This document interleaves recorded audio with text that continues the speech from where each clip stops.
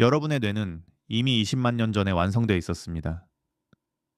그런데 인류는 그 뒤로도 무려 15만 년 동안 거의 아무것도 만들지 못했습니다.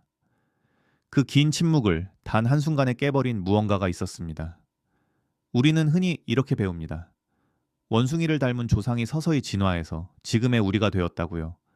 그런데 이 이야기에는 아주 이상한 구멍이 하나 있습니다. 분명히 뇌는 다 만들어졌는데 마치 전원이 꺼진 것처럼 아무 일도 일어나지 않던 시기. 그리고 어느 날 갑자기 예술과 언어와 문명이 폭발하듯 터져 나온 순간. 오늘 이 영상을 끝까지 보시면 학교에서는 알려주지 않는 인류 진화의 진짜 미스터리를 마주하게 됩니다. 그리고 왜 전 세계의 고대 신화가 하나같이 하늘에서 내려온 창조자를 이야기하는지, 그 오싹한 이유의 한 조각을 손에 쥐게 되실 겁니다.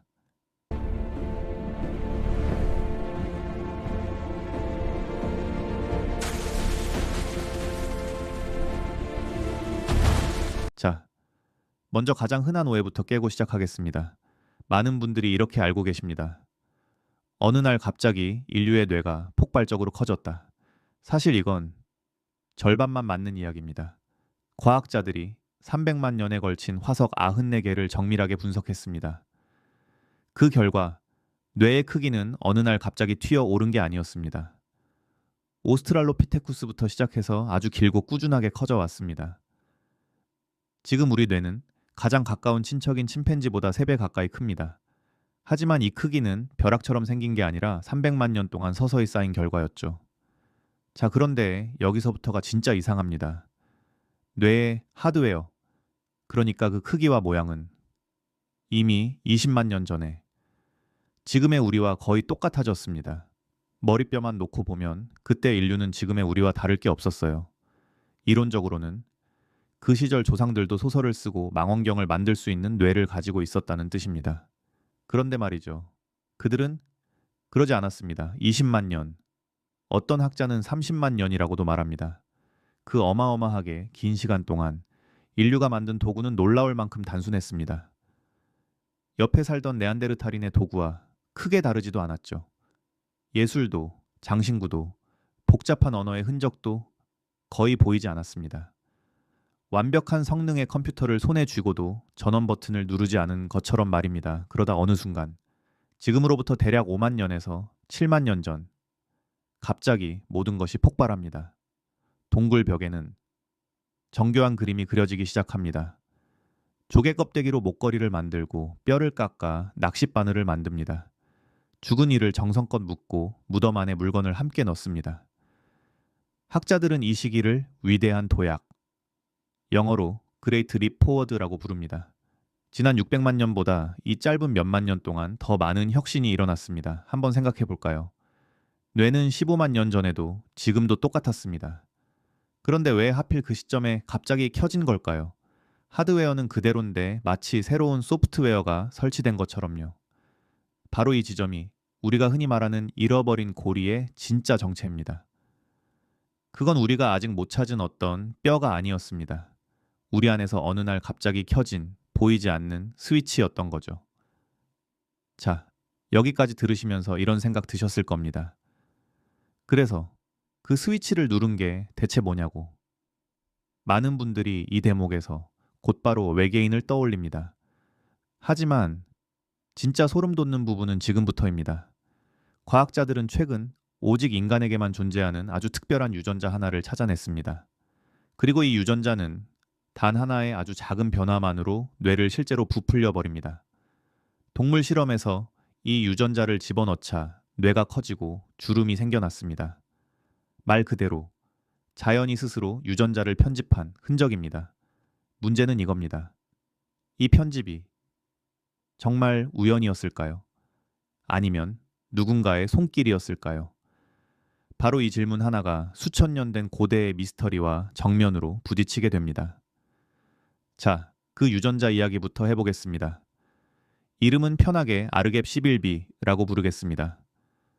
이 유전자는 오직 인간에게만 있습니다. 침팬지에게도 다른 어떤 동물에게도 없어요. 과학자들이 밝혀낸 이 유전자의 탄생 과정이 정말 기묘합니다. 약 500만 년 전 우리 조상이 침팬지와 갈라선 직후 원래 있던 유전자 하나가 실수처럼 반쯤 복제됩니다. 그리고 그 복제본에 아주 작은 오타 하나가 찍힙니다.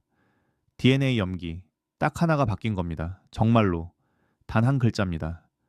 그런데 이 단 한 글자의 변화가 모든 것을 바꿔놓았습니다. 과학자들은 이 유전자를 실제 동물의 뇌에 직접 집어넣어 봤습니다. 쥐에게 넣자 원래 매끈했던 뇌에 인간처럼 주름이 생겼습니다. 페럿이라는 동물에게 넣자 뇌의 특정층에 신경세포가 훨씬 빽빽하게 들어찼습니다. 심지어 원숭이의 한 종류에게 넣었더니 뇌 자체가 더 커지고 접혔습니다. 그리고 이 유전자를 가진 쥐는 기억력 실험에서 더 유연한 능력을 보였습니다. 정리하면 이렇습니다. DNA의 단 한 글자. 그 작은 변화 하나가 평범한 영장류의 뇌를 인간의 뇌로 밀어 올린 겁니다. 이건 신화가 아닙니다.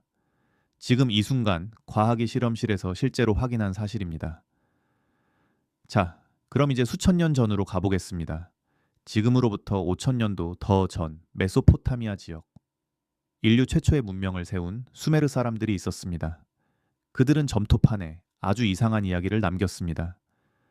하늘에서 내려온 존재들이 이미 땅에 살고 있던 어떤 생명체에 자신들의 것을 섞어서 인간을 만들어냈다는 이야기입니다.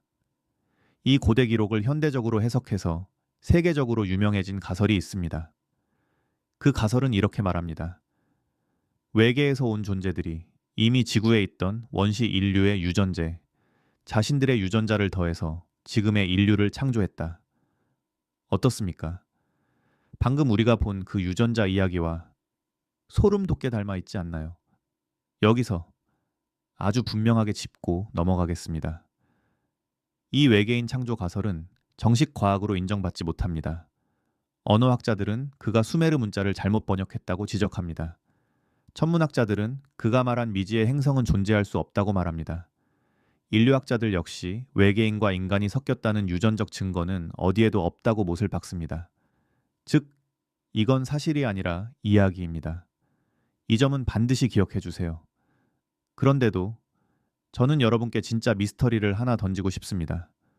왜 전 세계의 고대인들은 서로 만난 적도 없으면서 하나같이 똑같은 이야기를 남겼을까요? 하늘에서 내려온 존재가 우리를 빚었다. 수메르가 그랬고 여러 대륙의 신화가 그랬습니다. 인류는 왜 자신의 탄생을 누군가의 창조라고 느꼈던 걸까요? 어쩌면 이런 게 아닐까요? 우리 조상들은 자기 안에서 벌어진 그 급격한 변화를 본능적으로 느꼈던 겁니다.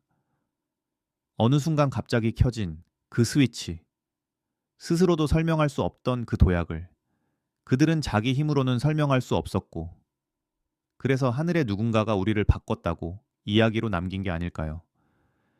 그리고 여기 진짜 마지막 반전이 있습니다. 방금 그 유전자, 단 한 글자를 바꿔서 뇌를 키우는 그 기술, 이제는 우리 인간이 직접 할 수 있게 되었습니다. 유전자 가위라는 기술로 우리는 이미 DNA의 글자를 편집하고 있습니다. 수천 년 전 신화 속에서 인간을 창조했다던 그 하늘의 존재, 그 존재가 했다는 바로 그 일을 이제 우리 스스로가 하려는 시대에 들어선 겁니다. 우리를 만들었다던 그 창조자의 자리에 이제 우리 자신이 올라서고 있는 셈이죠. 자, 오늘 이야기를 정리해 보겠습니다. 인류 진화의 진짜 미스터리는 뇌가 커진 게 아니었습니다. 완성된 뇌가 어느 날 갑자기 켜진 바로 그 순간이었습니다. 그리고 과학은 단 한 글자의 유전자 변화가 그 도약을 일으킬 수 있다는 걸 실제로 확인했습니다. 외계인이 우리를 만들었다는 증거는 없습니다. 하지만 단 한 번의 편집이 인간을 만들었을지 모른다는 그 오싹한 질문은 여전히 살아 있습니다. 우리는 우연의 산물일까요? 아니면 누군가의 설계일까요? 확실한 건 하나입니다. 이제 그 한 편집을 우리 손으로 하게 되었다는 사실이죠. 이런 보이지 않는 이면의 이야기가 궁금하셨다면 구독과 좋아요, 그리고 알림 설정까지 꾹 눌러주세요. 다음 영상에서는 여러분이 알던 상식을 또 한 번 뒤집어 드리겠습니다. 그럼 다음 미스터리에서 다시 만나요.